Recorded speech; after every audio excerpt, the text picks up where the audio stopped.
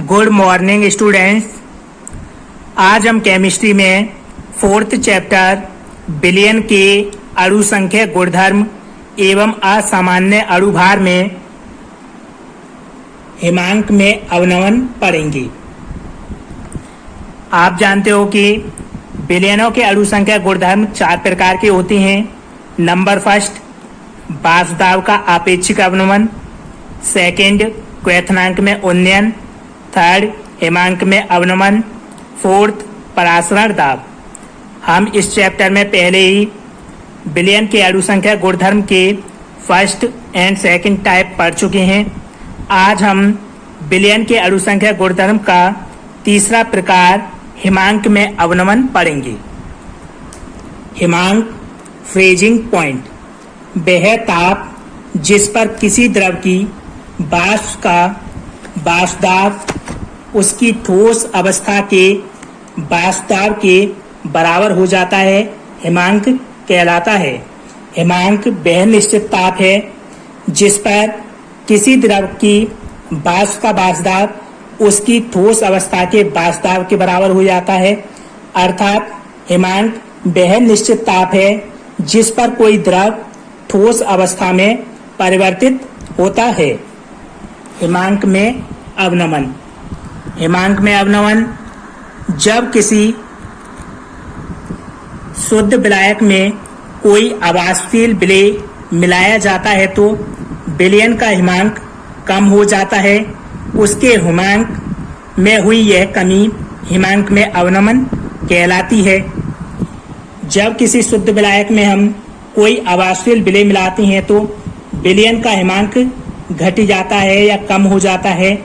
इसके हिमांक में हुई इस कमी को ही हम हिमांक में अवनमन कहते हैं। डेल्टा टीएफ हिमांक में अवनमन को हम डेल टीएफ से प्रदर्शित करते हैं। F freezing point T not minus T S, जहाँ पर टी नॉट विलायक का हिमांक है जबकि टी एस विलयन का हिमांक है। टी नॉट शुद्ध अवस्था में विलायक का हिमांक है। जब हमने उसमें अवाष्पशील विलेय मिला दिया तो उसका हिमांक टी एस हो जाता है। मोलल अवनमन स्थिरांक, मोलल डेप्रेशन कांस्टेंट। माना शुद्ध विलायक का हिमांक टी नॉट है तथा इसमें कोई अवाष्पशील विलेय घोलने पर इसका हिमांक घटकर टी एस हो जाता है, अतः हिमांक में अवनमन।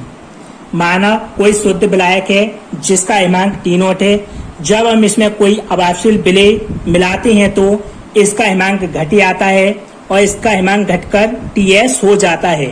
हिमांक में हुई इस कमी को हम हिमांक में अवनमन कहते हैं। इसे हम डेल टी एफ से प्रदर्शित करते हैं। तो डेल टी एफ बराबर T not minus T S. परंतु प्रयोगों के आधार पर हिमांक में हुई यह कमी मोललता के समानुपाती होती है, अतः del T F proportional to मोललता। प्रयोगों के आधार पर यह ज्ञात हुआ है कि हिमांक में जो कमी होती है वो मोललता के समानुपाती होती है। अर्थात मोललता के समानुपाती हिमांक में अवनमन होता है। Del T F proportional to मोललता। आप जानते हो प्रोपोर्शनल का साइन हटाएंगे तो कोई नियतांक वैल्यू आएगी, तो डेल टी एफ इक्वल या नियतांक के डैश एफ इंटू एम मोललता, जहां पर के डैश एफ एक समानुपाती नियतांक है जिसे हम मोलल अवनमन स्थिरांक कहते हैं।